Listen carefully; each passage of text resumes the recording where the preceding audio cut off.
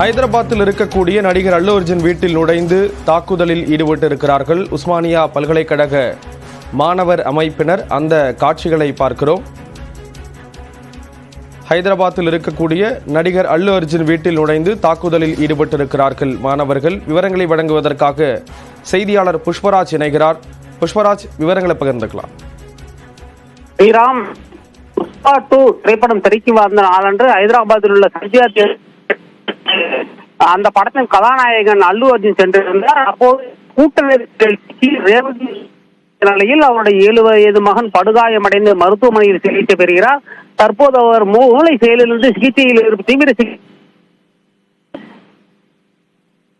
சம்பவங்களுக்கு காரணம் என்ற வகையில் தெலுங்கானா சட்டமன்றத்தில் ரேவந்த் ரெட்டி குற்றம் சாட்டியிருந்தார்.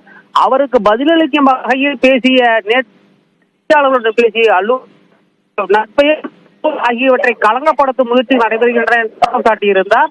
இந்த நிலையில் அதிரடியாக இன்று உஸ்மானியா பல்கலைக்கழக மாணவர் அமைப்பினர் அல்லு அர்ஜுன் வீட்டிற்கு சென்று அங்கு போராட்டத்தில் ஈடுபட்டனர். போராட்டத்தின் ஒரு பகுதியாக வன்முறையில் இறங்கிய அவர்கள் அல்லு அர்ஜுன் வீட்டின் முன் அலங்கார பணிகளுக்காக வைக்கப்பட்டிருந்த பூந்தொட்டிகளை தூக்கி போட்டு மேலும் அல்லு அர்ஜுன் வீட்டு மீது கற்களை வீசியும் தாக்குதலில் ஈடுபட்டனர். இதனால் அந்த பகுதியில் பெரும் பரபரப்பு ஏற்பட்டது. அங்கிருந்து அல்லு அர்ஜுன் வீட்டின் முன் இருந்த தனியார் பாதுகாப்பு ஊழியரும் மாணவர்களை பார்த்தவுடன் தப்பி ஓடிவிட்டதாக கூறப்படுகிறது. அப்போது யாரும் வெளியில் வந்து எட்டி கூட பார்க்கவில்லை. இது பற்றி தகவல் இருந்த அங்கு சென்ற ஹைதராபாத் போலீசார் போராட்டத்தில் ஈடுபட்ட மாணவர்களை கைது செய்து காவல் நிலையத்திற்கு அழைத்து சென்று வழக்கு பதிவு செய்து விசாரணை நடத்துகின்றனர். தகவல்களை வழங்கியதற்கு நன்றி புஷ்பராஜ்.